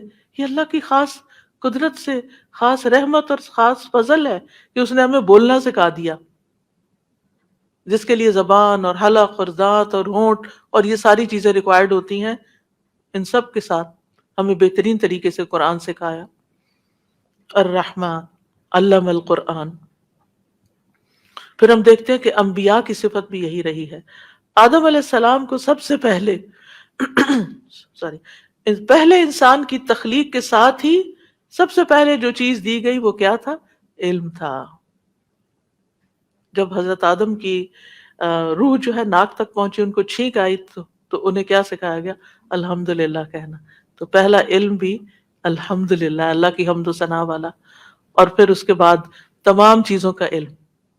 تو اس سے بھی تقسیم بھی پتہ چلتی ہے کہ پہلا علم جو فرض درجے میں سیکھنا چاہیے وہ اللہ کے بارے میں، اللہ تعالیٰ کا شکر کیسے ادا کریں، اس کے دین کے بارے میں، اور بچوں کو آغاز بھی اسی سے کرنا چاہیے۔ اور دوسرا علم وَعَلَّمَ آدَمَ الْأَسْمَاءَ كُلَّهَا، اس نے آدم کو سب کے سب نام سکھا دیے، اور نام دنیا کی مخلوقات کی چیزوں کے نام ہیں جو اللہ تعالیٰ نے سکھائے، یہ دنیا کا علم ہے۔ اور اسی کی بنا پر آدم علیہ السلام کو پھر سجدہ کروایا گیا۔ اور بعض کہتے ہیں ہؤلاء سے مراد انبیونی باسماء ہؤلاء، اس سے مراد انبیاء علیہ السلام ہیں جن کے نام آدم علیہ السلام کو بتائے گئے تھے کہ آپ کی اولاد میں سے یہ نیک نیک لوگ پیدا ہونے والے ہیں۔ بہرحال تو فرشتوں پر فوقیت، فرشتوں کے ذریعے سجدے کا حکم کس وجہ سے تھا؟ علم کی بنا پر تھا کہ فرشتے ان چیزوں کے نام نہیں بتا سکے تھے جن کے نام آدم علیہ السلام نے بتا دیے تھے۔ اور پھر ہم یوسف علیہ السلام کے بارے میں پڑھتے ہیں قرآن مجید میں، اللہ تعالیٰ فرماتے ہیں وَإِنَّهُ لَذُو عِلْمٍ لِمَا عَلَّمْنَاهُ، یقیناً وہ بڑے علم والا تھا اس وجہ سے کہ ہم نے اسے سکھایا تھا۔ پھر اسی طرح ابراہیم علیہ السلام کے بارے میں آتا ہے، کہتے ہیں یا ابت انی قد جاءنی من العلم ما لم یأتک، اے ابا جان میرے پاس ایسا علم ہے جو آپ کے پاس نہیں آیا، یعنی ہدایت کا علم۔ یعقوب علیہ السلام کے بارے میں آتا ہے، انہوں نے کہا انی اعلم من اللہ ما لا تعلمون، میں اللہ کی طرف سے وہ باتیں جانتا ہوں جو تم نہیں جانتے۔ موسیٰ علیہ السلام نبی ہونے کے باوجود علم حاصل کرنے کے لیے سفر کرتے ہیں، کس کے پاس جاتے ہیں؟ خضر علیہ السلام کے پاس جاتے ہیں، اور پھر ان سے جا کے ریکویسٹ کرتے ہیں هل اتبعک علی ان تعلمنی مما علمت رشدا، آپ کے پاس جو رشد ہے، جو ہدایت ہے، جو علم ہے، کیا آپ مجھے اجازت دیتے ہیں کہ میں آپ کو فالو کروں، آپ کے ساتھ رہوں، کیا آپ اس میں سے مجھے بھی کچھ سکھا دیں؟ تو جب خضر علیہ السلام نے ان کو سکھانا شروع کیا، کشتی میں سوار ہوئے تو انہوں نے کیا کہا؟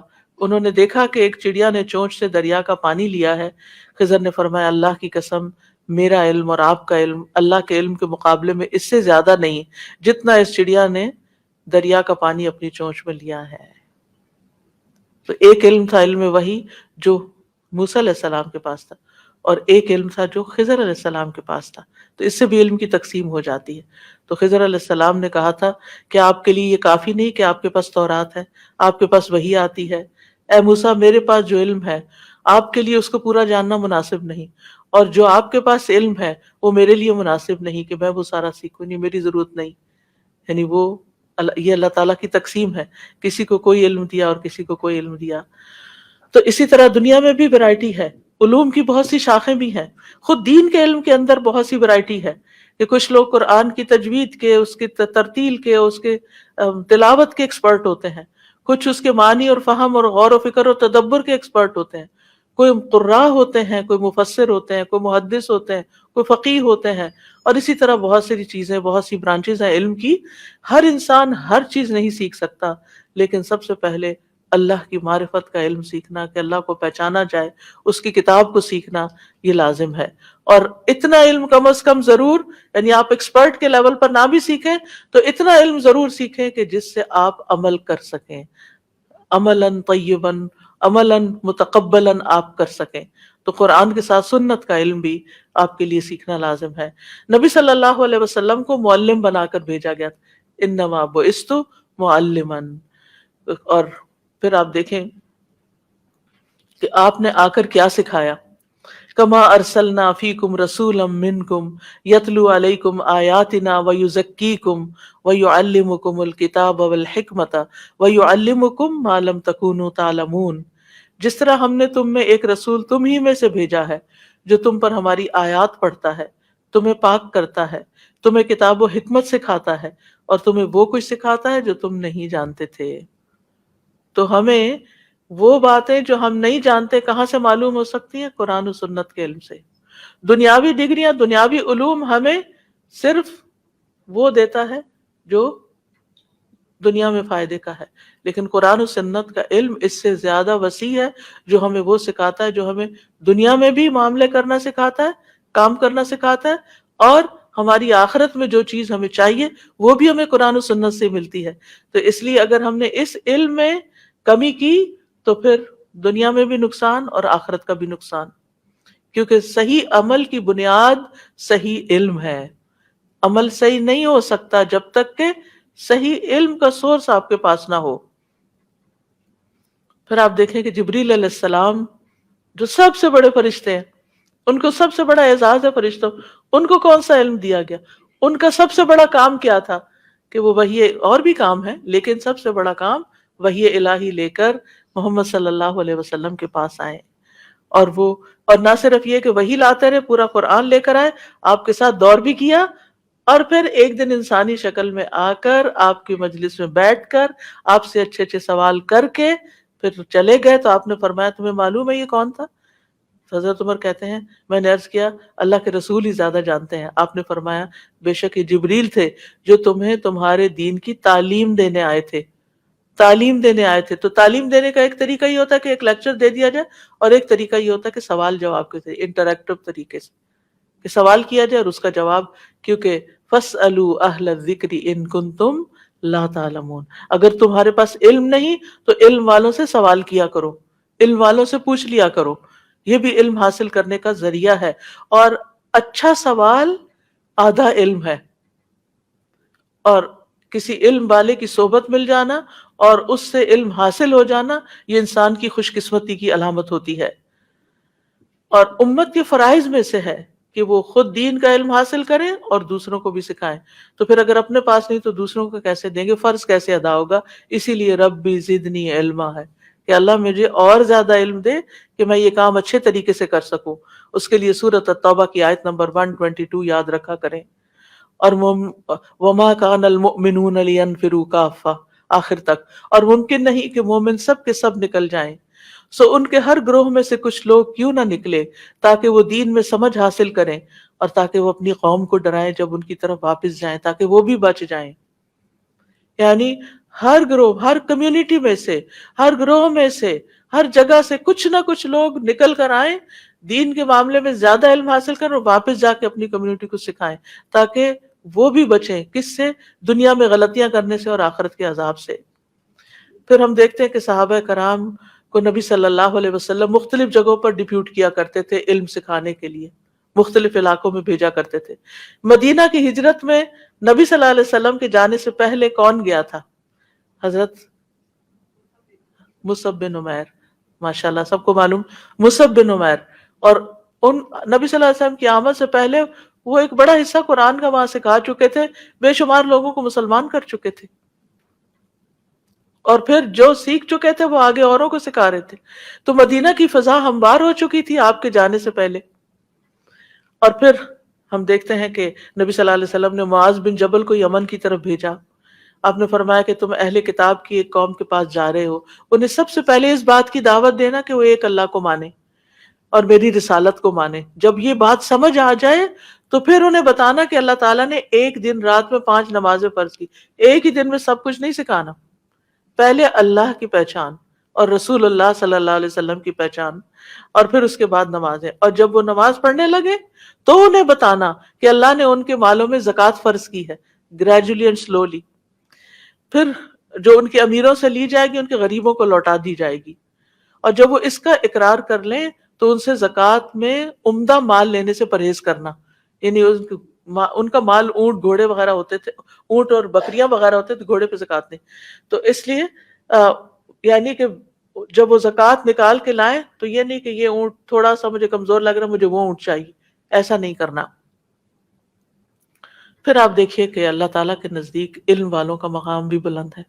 آپ بلندی چاہتے ہیں نا، اللہ کے نزدیک بلندی چاہتے ہیں نا، آخرت میں بلند درجے چاہتے ہیں، تو علم سے رشتہ استوار کریں اور باقاعدہ سیکھیں اس کو، کیونکہ قرآن مجید میں آتا ہے یرفع اللہ الذین آمنوا منکم والذین اوتوا العلم درجات۔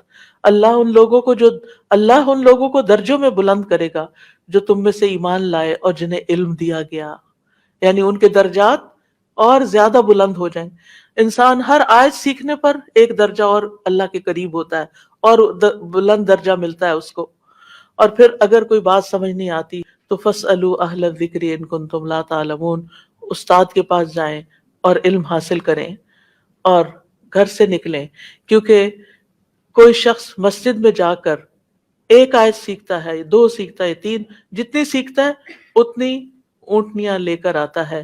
اور نبی صلی اللہ علیہ وسلم نے اس کے بارے میں باقاعدہ فرمایا کیا تم میں سے کوئی یہ نہیں چاہتا کہ اس کے پاس موٹی تازی ایسی اونٹنیاں ہوں جو اس کو مفت مل جائے بغیر کسی قطع رحمی کے اور بغیر کسی ظلم کے؟ اور وہ یہ ہے کہ وہ مسجد میں جائے اور آیتیں سیکھے، ایک آیت سیکھے تو ایک اونٹنی، 2 تو 2، اور جتنی چاہے وہ سیکھے۔ تو مطلب یہ ہے کہ انسان جب اپنے گھر سے نکلتا ہے، مسجد کا رخ کرتا ہے اور جا کر باقاعدہ بیٹھ کر علم کی مجلس میں علم حاصل کرتا ہے، بہت بڑے خزانے لے کے واپس آتا ہے۔ آپ جائیں کسی کے گھر میں، جائیں کسی بازار میں، جائیں کسی اور جگہ، کیا آپ اتنا مال اکٹھا کر کے لا سکتے ہیں؟ نہیں۔ ایک دن کی جاب کر کے آپ 3 اونٹنیاں خرید سکتے ہیں؟ اس زمانے میں چونکہ اونٹ ہوتے تھے اور ان کا وہ سب سے قیمتی مال اونٹ ہوتے تھے، جس پہلے بھی میں نے آپ کو بتایا تھا کہ عربوں کے نزدیک لفظ مال بولا ہی اونٹ پر جاتا تھا، اور ہمارے بھی پنجاب میں مال کا لفظ گائے بھینس کے اوپر بولا جاتا تھا۔ مال کو باندھ دو، مال کو پانی پلاؤ۔ تو میں کہتی ہوں مال کو پانی پلاؤ، بچپن میں جب میں نے سنا تو سمجھ نہ آئی کہ مال کیا ہے، پھر پتہ چلا یہ بھینس گائے جو ہے یہی مال ہے۔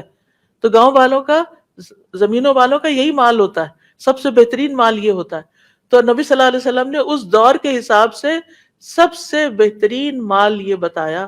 آج کے زبان میں آپ یوں کہیں، مثلاً اگر کوئی کہے کہ جاؤ اور ایک ڈائمنڈ کا سیٹ لے آؤ روزانہ، یا ایک جیٹ لے آؤ، تو آپ کیا کریں گے؟ آپ کہیں گے وائی ناٹ، بھاگ کے سب سے آگے ہوں گے۔ لیکن جب یہی بات ہمیں یقین نہیں نا کہ اگر ہم مسجد میں آ کے ایک آیت سیکھتے ہیں تو واقعی ہمیں یہ ملتا ہے، واقعی اتنا بڑا اجر اور اتنا مال ہم کما کے جا رہے ہیں۔ ہم اس بات کو ہم سمجھتے ہیں کہ دنیا کی کوئی جاب کر لی، چند ڈالر مل گئے، ہم سب سے زیادہ امیر ہو گئے، اور وہ بھی پتہ نہیں جو اتنی محنت سے کما رہے ہماری قسمت میں ہیں بھی کہ نہیں کہ ہم ان کو استعمال کر سکیں۔ وہ بھی ہم صرف دوسروں کے لیے تو محنت نہیں کر رہے، کیونکہ ضرورت کا جب انسان کو مل جاتا ہے تو اس کے بعد انسان کو اپنی ذات پر بھی توجہ دینی چاہیے نہ یہ کہ صرف دنیا کے مال کے پیچھے بھاگتا رہے اور پھر اپنی ذات کو بھولا رہے، یہاں بھی اگنور کر دیا اور آگے کے لیے بھی اگنور ہو گیا، کیا حاصل ہوا؟ پھر اس کے بعد یہ ہے کہ اللہ تعالیٰ نے بغیر علم کے کسی سے بات کرنا، یعنی علم کی بات کرنا منع کیا ہے. یعنی جس بات کا علم نہیں ہو وہ دوسروں کو نہیں بتانی چاہیے. تو اگر آپ کسی کو بتا کر ثواب حاصل کرنا چاہتے ہیں تو پہلے میک شور کہ وہ بات آپ کو پوری صحیح طرح معلوم بھی ہے. کیونکہ لما تقولون ما لا تفعلون، وہ کیوں کہتے ہو جو تم کرتے نہیں ہو، یعنی تمہیں صحیح پتہ ہی نہیں ہے اور صحیح اس پر عمل ہی نہیں ہے. کبر مقتا عند اللہ ان تقولوا ما لا تفعلون، اللہ کے نزدیک یہ بڑی ناراضگی کی بات ہے کہ تم وہ کہو جو تم کرتے نہیں. تو علم حاصل کرنا بہت ضروری ہے، اور صرف حاصل کرنا نہیں بلکہ اس کے لیے دعا مانگنا، کیونکہ جب آپ دعا مانگیں گے نا تو اللہ تعالیٰ آپ کے لیے رستے آسان کر دیں گے، پھر رستے کھل جائیں گے، پھر آپ کو یہ نعمت ملنا شروع ہو جائے گی. سب سے بڑی دولت ہے یہ. وہ بچپن میں رائٹنگ اردو کی کرواتے تھے نا تو ایک سینٹنس لکھ کے دیتے تھے کہ اس کے نیچے لکھو، تو علم سب سے بڑی دولت ہے. تو وہ سمجھ تو نہیں آتی تھی کہ دولت کس طرح ہو گئی، کس سے کچھ خرید ہی نہیں سکتے اور نہ کچھ حاصل ہوتا ہے، لیکن حقیقت یہ ہے کہ علم سب سے بڑی دولت ہے. اللہ تعالیٰ فرماتے ہیں قُلْ هَلْ يَسْتَوِي الَّذِينَ يَعْلَمُونَ وَالَّذِينَ لَا يَعْلَمُونَ، کہہ دیجئے کیا برابر ہو سکتے ہیں وہ لوگ جو علم رکھتے ہیں اور وہ جو علم نہیں رکھتے؟ برابر نہیں ہے. اللہ کی نگاہ میں برابر نہیں ہے، عمل کرنے کے اعتبار سے برابر نہیں ہے، نتیجے اور انجام کے لحاظ سے برابر نہیں ہے، جنت میں ان کے درجے برابر نہیں ہیں، برابر نہیں ہے. سیکھتے جائیں، زیادہ حاصل کریں، زیادہ سیکھیں تاکہ درجے بلند ہوتے چلے جائیں. پھر یہ کہ علم کی بدولت اللہ تعالیٰ کی معرفت اور اللہ تعالیٰ کی خشیت حاصل ہوتی ہے. انما یخشی اللہ من عبادہ العلماء، اللہ سے تو اس کے بندوں میں سے صرف علم والے ہی ڈرتے ہیں. اللہ تعالیٰ کی صحیح عبادت کرنے کے لیے، صحیح طریقے پر کام کرنے کے لیے علم کی ضرورت ہے. علم کیوں حاصل کریں؟ تاکہ پوری بصیرت کے ساتھ اللہ کی عبادت کر سکیں، پوری بصیرت کے ساتھ ہم لوگوں کو دین کی دعوت دے سکیں. کیونکہ جو شخص علم کے بغیر اللہ کی عبادت کرتا ہے وہ ایسے ہی ہے جیسے کوئی صحرا میں بغیر ڈائریکشن کے سفر کر رہا ہو. تو ہر شخص کے لیے ضروری ہے کہ علم حاصل کرے، اور پھر جس کو علم حاصل کرنے کا راستہ مل جاتا ہے، اس کو اسباب مہیا ہو جاتے ہیں، اس کو استاد مل جاتا ہے، اس کو پلیٹ فارم مل جاتا ہے، تو یہ سمجھے کہ اللہ تعالیٰ کی طرف سے بھلائی کا ارادہ ہو گیا ہے. من یرد اللہ بہ خیرا یفقہہ فی الدین، جس کے ساتھ اللہ بھلائی چاہتا ہے اس کو دین کی سمجھ دے دیتا ہے، اس کے لیے یہ رستے آسان کر دیتا ہے، یہ رستے ہموار کر دیتا ہے. علم کی بدولت انسان جہالت اور گمراہی کے اندھیروں سے نکل کر روشنی کی طرف آ جاتا ہے. وَيُخْرِجُهُم مِّنَ الظُّلُمَاتِ إِلَى النُّورِ بِإِذْنِهِ وَيَهْدِيهِمْ إِلَىٰ صِرَاطٍ مُّسْتَقِيمٍ. اللہ سبحانہ وتعالیٰ ایسے لوگوں کو جو اللہ کی رضا کے اوپر چلیں اور روشن واضح کتاب کی پیروی کریں، ان کو اندھیروں سے نکال کے روشنی کی طرف لے آتا ہے. اور پھر یاد رکھیے کہ علم کے بغیر عمل گمراہی ہوتی ہے، کیونکہ آپ کو رستہ ہی نہیں پتا، آپ کو پتہ نہیں کرنا کیا ہے، کیا کرنا ہے، کیسے کرنا ہے، کب کرنا ہے، پتہ ہی نہیں ہے. اور آپ کر رہے ہیں جب آپ کا دل چاہتا ہے، جو دل چاہتا ہے، جب دل چاہتا ہے نماز پڑھ لیتے ہیں، جیسے دل چاہتا ہے آپ پڑھ لیتے ہیں. آپ تو اپنی خواہش کی پیروی کر رہے ہیں، آپ اللہ تعالیٰ کا حکم تھوڑی مان رہے ہیں. نام آپ نے اس کا نماز رکھا ہوا ہے لیکن آپ کا طریقہ ہی صحیح نہیں ہے، آپ کو آتا ہی نہیں ہے، آپ کو مطلب ہی نہیں پتا کہ یہ کیا کہہ رہا ہوں میں اللہ تعالیٰ کے سامنے. تو پھر آپ کس طرح کی نماز پڑھ رہے ہیں، کیا نماز پڑھ رہے ہیں؟ تو آپ یاد رکھیے کہ قرآن مجید میں پناہ مانگی گئی ہے. اہدنا الصراط المستقیم صراط الذین انعمت علیہم غیر المغضوب علیہم ولا الضالین. اللہ ہمیں ضالین میں شامل نہ کرنا. یہ ضالین کون ہے؟ جن کے پاس علم بھی نہیں ہے، عمل بھی نہیں ہے، یا علم کے بغیر عمل کرنے والے، بغیر علم کے عمل کرنے والے، غلط رستوں پہ چلنے والے، تھکنے والے، بھٹکے ہوئے لوگ. ہر نماز میں ہم یہ دعا کرتے کہ اللہ ہمیں ان میں شامل نہ کرنا کہ جو بھٹکے ہوئے ہیں، جو علم حاصل نہیں کرتے اور علم حاصل کرنے کا کوئی شوق بھی نہیں ہے ان کو، اور اس کی ضرورت بھی محسوس نہیں کرتے. تو جو شخص کام کر رہا ہے عبادت کا محنت بھی بہت کر رہا ہے، تھک رہا ہے، مگر علم کچھ نہیں کہ ٹھیک کر رہا ہے یا غلط، تو وہ ایسے راستے پہ چل رہا ہے جو اللہ کا راستہ نہیں ہے. بائی چانس ہو بھی سکتا ہے لیکن زیادہ امکان ہے کہ وہ کچھ اور ہی کر رہا ہے. تو صحیح اور غلط کی پہچان کے لیے، جائز اور ناجائز کی پہچان کے لیے، حق اور باطل کے فرق کے لیے علم کی ضرورت ہے. علم زندگی ہے. ایک زندگی جسم کی زندگی ہوتی ہے اور ایک زندگی دل کی زندگی ہوتی ہے، روح کی زندگی ہوتی ہے. اللہ تعالیٰ فرماتے ہیں یا ایھا الذین آمنوا استجیبوا للہ وللرسول اذا دعاکم لما یحییکم. اے لوگو جو ایمان لائے ہو، اللہ اور اس کے رسول کی دعوت قبول کر لو جب وہ تمہیں اس چیز کی دعوت دیں جو تمہیں زندگی بخشتی ہے، جس سے تمہیں زندگی حاصل ہوتی ہے. امام ابن قیم کہتے ہیں اللہ سبحانہ تعالیٰ نے دلوں کے لیے علم کو ایسے بنایا ہے جیسے زمین کے لیے بارش بنائی ہے. تو جس طرح زمین کی زندگی بارش کے بغیر نہیں، اسی طرح دل کی زندگی علم کے بغیر نہیں ہوتی. دل مردہ رہتا ہے، ہاں علم کی روشنی آتی ہے تو وہ زندہ ہونا شروع ہو جاتا ہے. علم کی بدولت ہی انسان گناہوں سے بچ سکتا ہے، کیونکہ علم سے انسان کے اندر اللہ کا ڈر پیدا ہوتا ہے. پھر آپ دیکھیں علم کے ذریعے ہی انسان شیطان کے حربوں سے بچ سکتا ہے کہ وہ کدھر سے آ رہا ہے، وہ کیسے مجھے گمراہ کر رہا ہے. علم کی بدولت رشتوں میں خوبصورتی پیدا ہو جاتی ہے. علم کی وجہ سے گھروں میں برکت آتی ہے، آپس کا پیار محبت بڑھ جاتا ہے. ابو ہریرہ کہا کرتے تھے قرآن پڑھنے کی وجہ سے گھر اپنے رہنے والوں کے لیے کھلا ہو جاتا ہے، کشادہ ہو جاتا ہے، چاہے وہ چھوٹا سا اپارٹمنٹ ہی کیوں نہ ہو. اس میں فرشتے حاضر ہوتے ہیں، شیطان اس گھر کو چھوڑ دیتے ہیں، اس کی خیر و برکت بڑھ جاتی ہے. اور قرآن نہ پڑھنے کی وجہ سے گھر اپنے رہنے والوں کے لیے تنگ ہو جاتا ہے. بڑے بڑے مینشنز بھی دل گھٹتا ہے، ان میں دل گھبراتا ہے، دل لگتا ہی نہیں، کوئی چیز پسند ہی نہیں آتی. فرشتے اس کو چھوڑ دیتے ہیں، شیطان اس میں بسیرا کر لیتے ہیں، اس کی خیر و برکت کم ہو جاتی ہے. تو آپ سوچئے کہ ہم گھروں میں کتنا قرآن پڑھتے ہیں، ہمارے بچے کتنا پڑھتے ہیں، ہمارے ہسبینڈ، باقی رشتے، اور ہم مل بیٹھ کے کتنا قرآن پڑھتے ہیں. کتنی ضرورت ہے اس بات کی کہ ہم اپنے گھروں کو قرآن سے آباد کریں، صرف انفرادی طور پر نہیں، اجتماعی طور پر بھی، مل جل کر بھی. علم کی بدولت رحمت اور سکینت اترتی ہے. رسول اللہ صلی اللہ علیہ وسلم نے فرمایا جو لوگ اللہ کے گھروں میں سے کسی گھر میں اللہ کی کتاب کی تلاوت کرتے ہیں، اس کی باہم تعلیم میں مصروف ہوتے ہیں، ان پر سکینت نازل ہوتی ہے، رحمت انہیں ڈھانپ لیتی ہے، فرشتے انہیں گھیر لیتے ہیں، اور اللہ ان کا ذکر اپنے پاس موجود فرشتوں میں کرتے ہیں. ایسی مجالس کا ذکر اوپر کی مجالس میں ہوتا ہے کہ دنیا کے فلاں فلاں حصے میں فلاں فلاں لوگ، فلاں فلاں نام کے لوگ اکٹھے بیٹھ کر اللہ کو یاد کر رہے ہیں، دین سیکھ رہے ہیں. حصول علم کی وجہ سے انسان کو رزق ملتا ہے. نبی صلی اللہ علیہ وسلم کے زمانے میں 2 بھائی تھے، ان میں سے ایک نبی صلی اللہ علیہ وسلم کے پاس آتا، علم حاصل کرتا، دوسرا محنت مزدوری کرتا، کام پہ جاتا. محنت مزدوری کرنے والے نے اپنے بھائی کی شکایت نبی صلی اللہ علیہ وسلم سے کی کہ یہ میرا بھائی کچھ بھی نہیں کرتا، میری مدد نہیں کرتا، اور یہ روز پڑھنے لکھنے چلا جاتا ہے. آپ نے فرمایا شاید تمہیں اسی کی وجہ سے رزق دیا جا رہا ہو، تم جو اس پہ خرچ کر رہے ہو نا، ہو سکتا ہے کہ اللہ تعالیٰ تمہیں جو دے رہا ہے وہ اس کی وجہ سے دے رہا ہے. لیکن عام طور پر ہم یہی سمجھتے ہیں کہ جب تک دنیا کے لیے نہیں بھاگیں گے اور سارے بچے دنیا میں نہیں لگیں گے اس وقت تک کام نہیں چلے گا.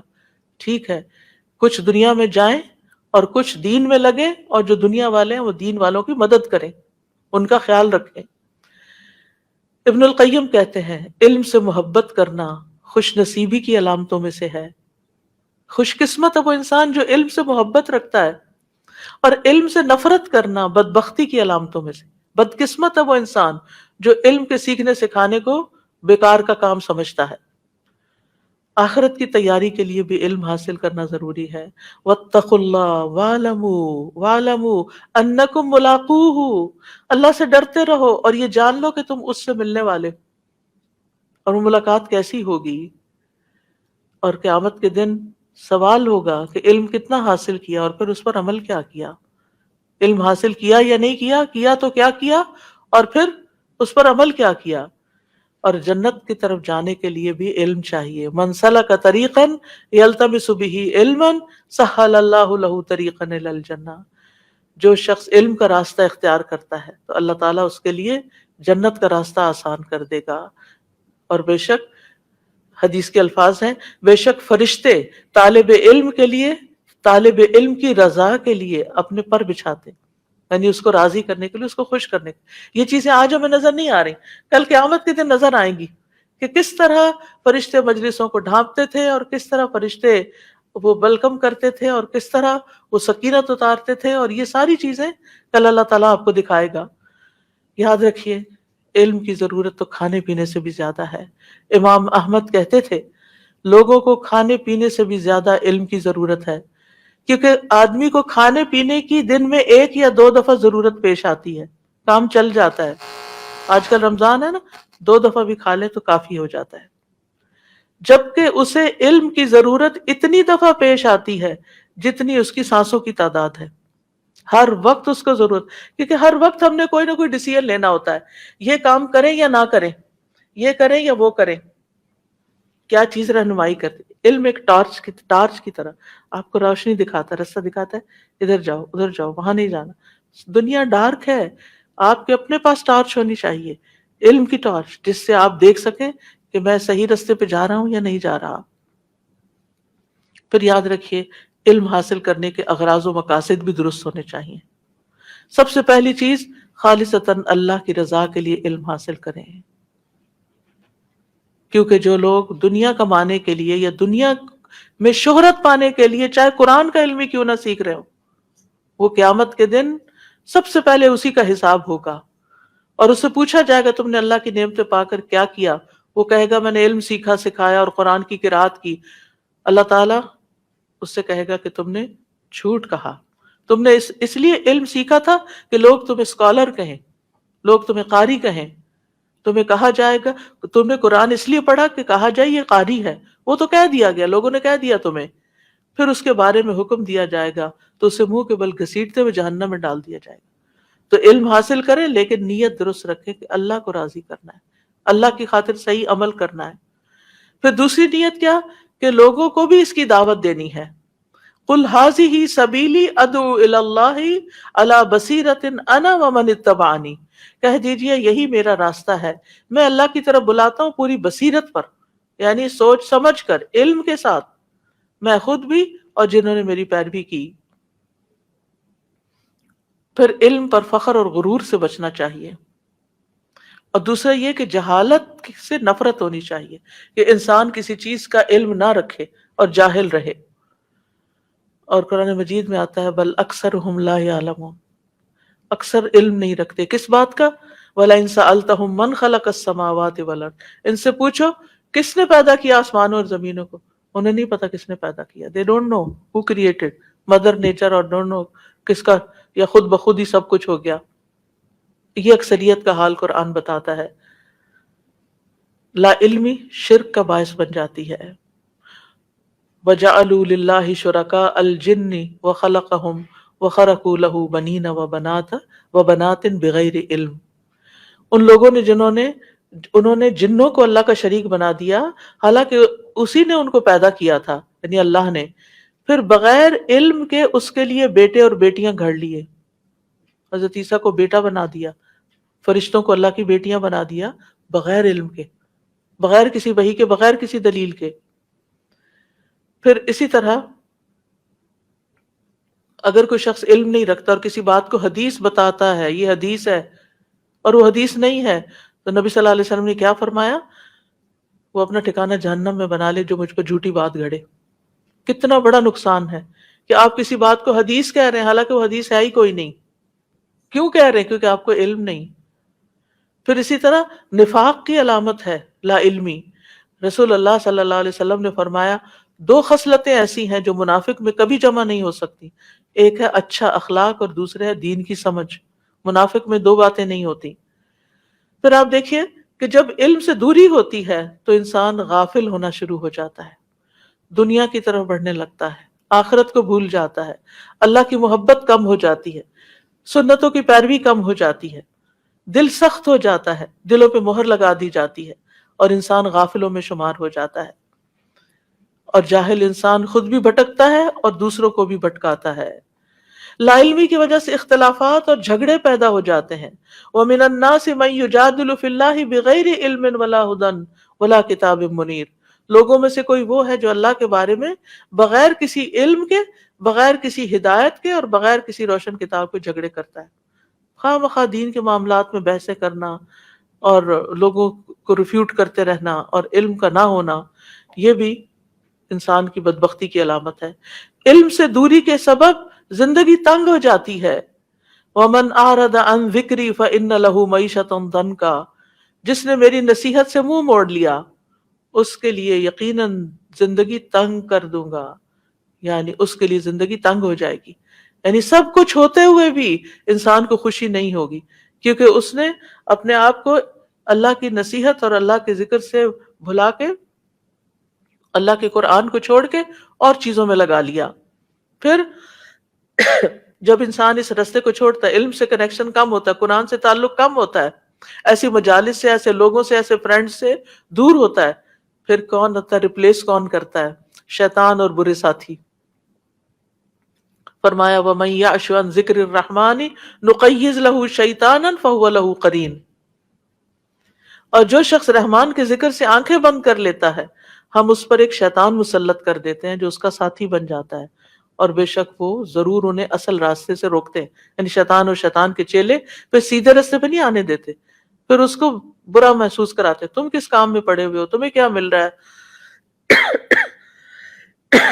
یہ علم سیکھ کے تمہیں کون سی پے ملے گی، کیا جاب تمہیں ملے گی، کیا دنیا میں تمہارا سٹیٹس ہوگا، ان چیزوں کا ڈر اور خوف دلاتے ہیں۔ اور شیطان جو ہے وہ لوگوں کو علم حاصل کرنے سے روکتا ہے، وہ کہتا ہے یہیں رک جائیں تو خیر ہی خیر ہے، میرا کام آسان ہو جائے گا، اگر انہوں نے کچھ پڑھ لکھ لیا تو یہ تو میرے سے دور ہو جائیں گے، یہ تو اللہ کے بن جائیں گے۔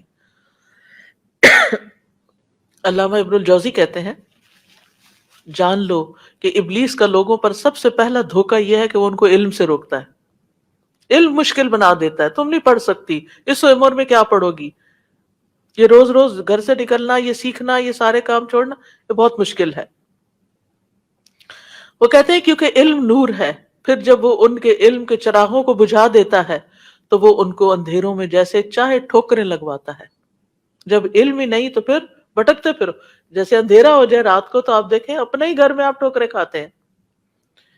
لا علمی کی وجہ سے قبر کے سوالوں کے جواب میں مشکل ہو سکتی ہے، تو اس لیے بہت ضروری ہے کہ ہم دعا کرتے رہیں، ربی زدنی علما، اے میرے رب میرے علم میں اضافہ فرما۔ ہوا یہ تھا، اس آیت کا پس منظر یہ ہے کہ جب جبریل علیہ السلام وحی لے کر نازل ہوتے تو آپ ساتھ ہی ساتھ وحی کے الفاظ کو اس خیال سے دہرانے لگتے کہ بعد میں بھول نہ جائیں۔ تو اللہ سبحانہ وتعالیٰ نے فرمایا فَتَعَالَى اللَّهُ الْمَلِكُ الْحَقُّ وَلَا تَعْجَلْ بِالْقُرْآنِ مِن قَبْلِ أَن يُقْضَىٰ إِلَيْكَ وَحْيُهُ وَقُلْ رَبِّ زِدْنِي عِلْمًا۔ اللہ تعالیٰ نے فرمایا کہ آپ ساتھ ساتھ اس کو یاد رکھنے اور زبان سے دہرانے کی کوشش نہ کریں، آپ کے سینے میں اسے محفوظ رکھنا، پھر زبان سے ان الفاظ کی ادائیگی کروانا، یہ ہمارا ذمہ ہے۔ اور ساتھ ہی یہ بھی ہدایت کر دی گئی کہ آپ یہ دعا کرتے رہیں کہ ربی زدنی علما، کیونکہ ہم سب کو علم بھولنے کا ڈر ہوتا ہے نا، تو اس کا علاج بھی یہی ہے۔ اور یہاں پر علمن سے مراد علم نافع ہے۔ اور ابن القیم کہتے ہیں کس قدر پریشانی کی بات ہے اور کتنا بڑا نقصان کہ کوئی انسان اپنے اوقات کو علم حاصل کرنے میں لگاتا ہے، لیکن اس حال میں دنیا سے جاتا ہے کہ اس نے قرآن کی حقیقتوں کو سمجھا ہی نہیں، اور نہ ہی اس کے دل پر اس کے راز اور معانی واقع ہوئے، اس نے سمجھا ہی نہیں قرآن کو، اور ایسی دنیا سے جا رہا ہے۔ تو دین سے جاہل ہونا اور صرف دنیاوی علوم کا ماہر ہونا یہ بھی بڑے خسارے کی بات ہے۔ اس لیے اللہ تعالیٰ نے نبی صلی اللہ علیہ وسلم کو مسلسل علم میں اضافے کی دعا سکھائی، اور آپ کے علم میں مسلسل اضافہ ہوتا رہا یہاں تک کہ اللہ نے آپ کو قبض کر لیا۔ علم کے علاوہ کسی چیز میں اضافے کی، چاہے عمر ہو چاہے کوئی اور اضافے کی کوئی دعا اس طرح نہیں ملتی، صرف علم ہی کی ملتی ہے۔ اور ابن مسعود جب یہ آیت پڑھتے تھے تو کہتے تھے اے اللہ میرا علم، ایمان اور یقین بڑھا دے۔ علم، ایمان اور یقین، یہ تین چیزیں ہوں تو پھر نہ انسان کے اوپر کوئی گھبراہٹ ہوتی ہے، نہ کوئی پریشانی ہوتی ہے، اور دنیا میں بھی شرح صدر نصیب ہو جاتا ہے، اور آخرت میں بھی انسان کو بلند درجات ملتے ہیں۔ ابن تیمیہ کہتے تھے ایمان اور علم کی نعمت کے سوا دنیا کی کوئی اور نعمت آخرت کی نعمت کے مشابہ نہیں۔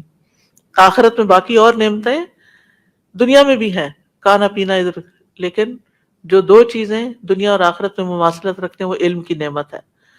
اب علم کے لیے سینے کا کھلنا ضروری ہے، اس لیے ہمیں یہ دعا پڑھنی چاہیے،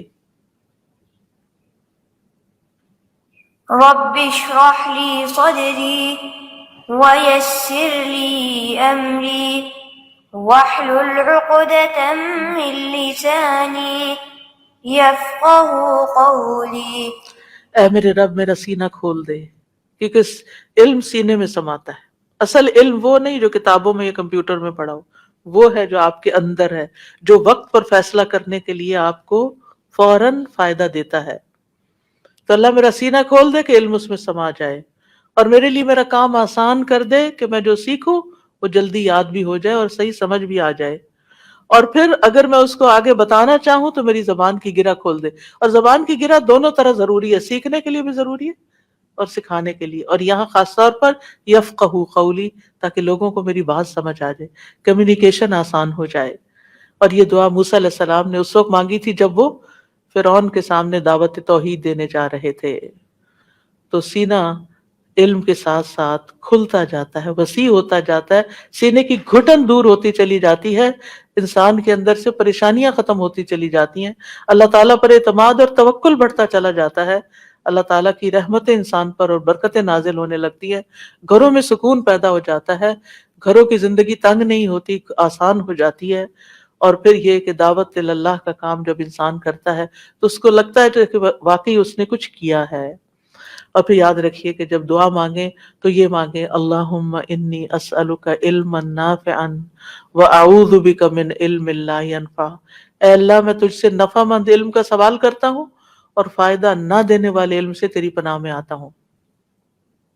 اوپر ہم اس کی وضاحت کر چکے ہیں کہ کچھ علم ایسے ہوتے ہیں جو نقصان دہ ہوتے ہیں یا وہ فائدہ ہی نہیں دیتے، تو اللہ ان دونوں سے مجھے نجات دے، وہ سکھائے جو مجھے فائدہ دے، یہاں بھی اور آگے بھی۔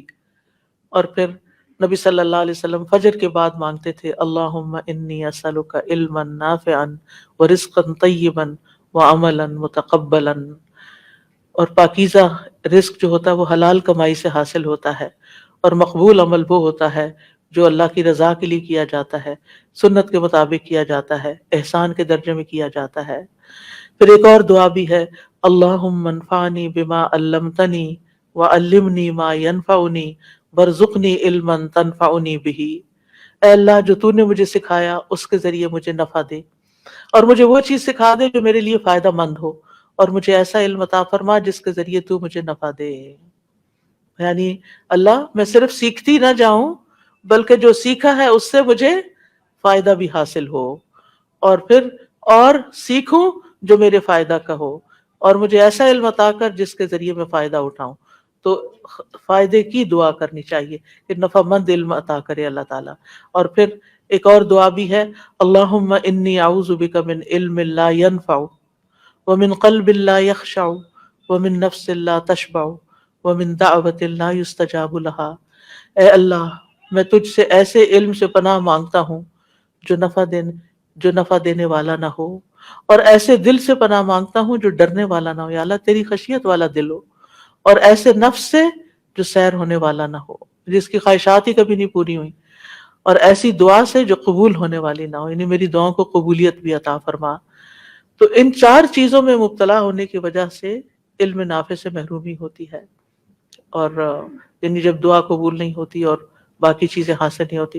تو بہرحال خلاصہ یہی ہے کہ اس کائنات میں جو سب سے بڑی دولت اور جو وہ پہلی نعمت اور دولت آدم علیہ السلام ہمارے باپ کو ملی تھی، وہ علم ہی کی دولت تھی۔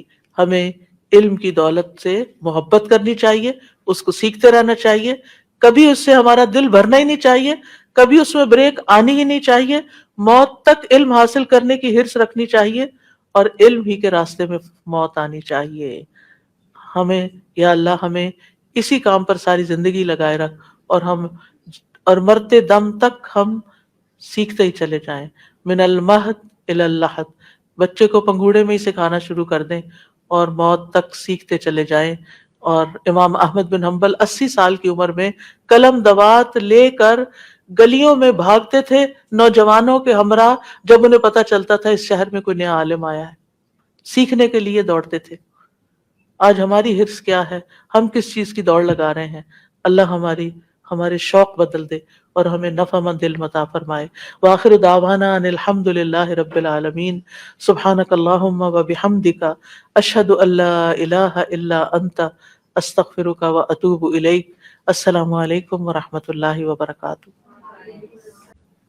اللهم صل على محمد وعلى آل محمد كما صليت على إبراهيم وعلى آل إبراهيم إنك حميد مجيد. اللهم بارك على محمد وعلى آل محمد كما باركت على إبراهيم وعلى آل إبراهيم إنك حميد مجيد.